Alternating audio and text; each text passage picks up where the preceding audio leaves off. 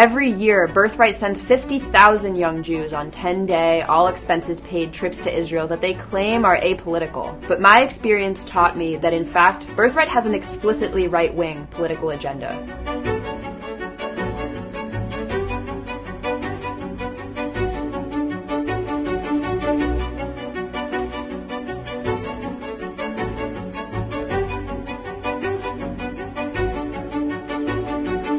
Visiting Israel in 2018 and not talking about Israel's military occupation of Palestinians is like visiting the Deep South in the 1950s and not talking about Jim Crow segregation.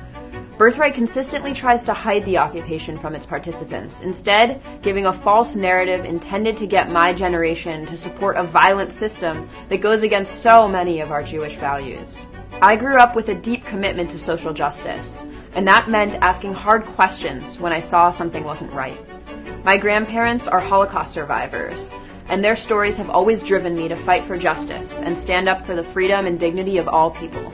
This spring, I saw all the violence happening in Gaza, when the Israeli army killed more than 100 Palestinian protesters and used live ammunition to injure thousands more. I was horrified by this outburst of violence, and I went to protests on my college campus with If Not Now, a movement led by young American Jews to end our community's support for the occupation. With If Not Now, I learned how these killings were linked to the 51-year-long occupation of the Palestinian people. To try to better understand what was going on in Israel-Palestine and to see the place firsthand, I decided to sign up for a Birthright Israel trip. When I got there, I saw immediately that Birthright was giving a one-sided story that actually supports the Israeli occupation. They handed out maps without the West Bank on them, and in fact, they have a formal policy of not allowing Palestinians to speak to their tours. The truth is, Birthright pushes this pro-occupation agenda because it's mostly funded by the Israeli government and by right-wing American donors. Sheldon Adelson, a right-wing billionaire who has given millions to Donald Trump, has also contributed at least $200 million to Birthright itself. This is not a coincidence. They know that if they showed us what's really happening in Israel, my generation would want to be on the right side of history and join the growing movement taking meaningful action to end the occupation.